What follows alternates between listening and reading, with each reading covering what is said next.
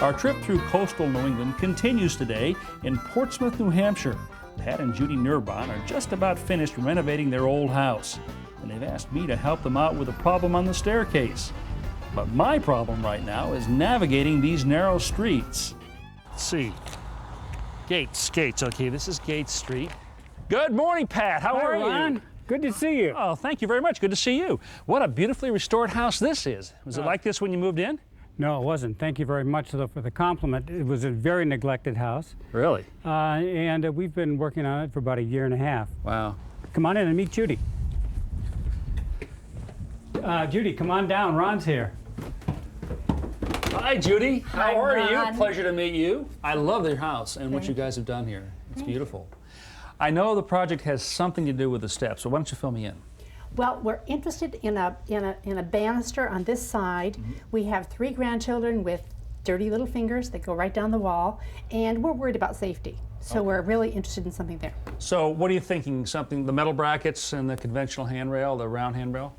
Well, we'd really like to match this banister if we could and have it flush against the wall because our stairs are narrow. So you're talking something custom, huh? Yes. Okay. Well, let's take a few minutes and design what we want to do, and then make some measurements, and then we'll start to work. Great. Okay? Good. We'll start by measuring the height of the banister. 25, really on the nose. Now, what are your thoughts on the height for the banister over here? I think 25 sounds good. Just match it. Let's draw ourselves a vertical line from the very front edge of the step. So we want to be sure that this level, this edge right here, is right at the very front. So Judy, why don't you go ahead and move that back and forth until the bubbles in the center there. We've got it. I think it's perfect right there. Okay, now I'm just going to draw a vertical line right here. Good. And we'll measure up 25 inches from the front of the step. There we go. And we'll make a mark. Judy and Pat head up the stairs to once again find the 25-inch mark. All right. There you go, Pat. This is a chalk line. The best way to draw a straight line over a long distance is to use a chalk line, which is simply a piece of string coated with powdered chalk. And Judy, this is your end. All right. Okay, guys, pull it nice and taut. This is the fun part. Stretch it way out, and okay. Judy wants to extend the railing from the bottom of the stairs to the corner of the wall. Good. So we use a level to create a line that's parallel to the floor. You get this symbol right here. That means we're on the edge of the stud. A handrail like this must be extra sturdy, so we'll attach it directly to the wall studs. To locate them, we'll use an electronic stud finder. So that's roughly the width of our wall stud there. Okay. Now this is a piece of handrail, somewhat similar to this one right here, but instead of mounting it in this position, we're going to mount it on edge like this. That way it won't stick out into the stairway as far. But instead of putting it directly on the wall, I want to add a mounting strip underneath like this. This will do 2 things. It gives us more room for our fingers right here, and it allows me to put the screws closer together because I'll have a continuous strip of wood. Now we'll need a table saw to cut the mounting strip to width. Luckily, I've got one right outside of my mobile workshop. Then we'll cut it to length using a power miter box. Okay, folks, let's put this right up on the wall. This is our mark here. It's a little bit below the blue line because that's going to be the top of the rail. Okay. All right, in position. Yeah, I think we've got Okay, I'm going it. to drill us a pilot hole. This is the stud that we marked earlier, right here. Once I've drilled the pilot hole, I use a countersink bit to make sure the screw heads will be recessed. Before staining the mounting strip, Judy masks off the wall with low-tack painter's tape. Even though Pat has already stained the mounting strip, it's still a lighter color than the handrail we'll be attaching to it. So we add some stain to the polyurethane to create a better match. Well, the time has come to cut our handrail to fit. Now, this is pretty expensive wood, so we double-check our measurements before heading outside to the miter saw. So how many miter cuts have you made before? This is my first. You're familiar miter cut, huh? Absolutely. Couple of tips. Just push down on this so it's firmly on the bed and up against the fence. That's really important. This is your handle up here and your switch. Just squeeze that, turn the saw on, let it come up to speed, cut all the way through. Then release the switch here. When the saw stops, raise this back up.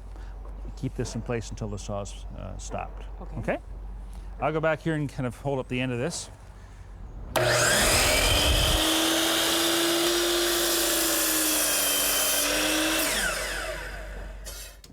Once the railing is cut and brought back inside, we mark the locations for the screw holes. A strip of masking tape makes the marks easy to see 48. and protects the wood. Marking the 48. Well, our miter cuts are made on both ends. Now all we have to do is slip this channel right here in the handrail over the mounting rail. Now, this is a combination pilot hole drill and countersink. There's the mark we made on the tape, the cross mark right there.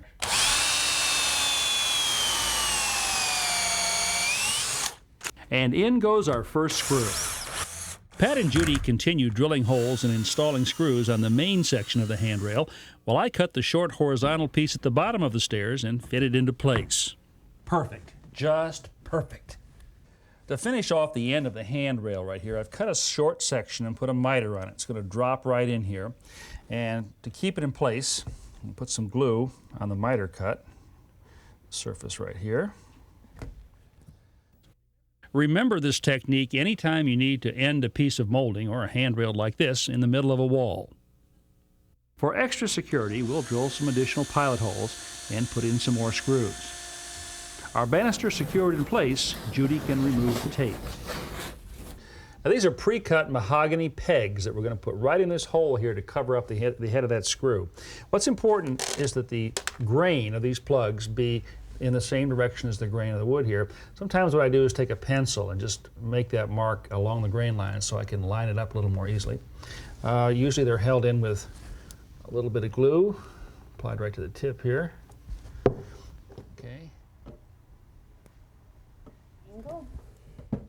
Judy pushes the plugs into place, Wait, let me just turn that a little bit. and Pat taps them home. Now, what do you think? I think it's great. What you wanted? Just exactly what I wanted. And the kids? They will love it. Those Hot Wheels will zoom down here. Well, I enjoyed working with you both. I'm going to go off and do some sightseeing now around town. So be well, and thanks again for having me at the house. Thank you. Thank you.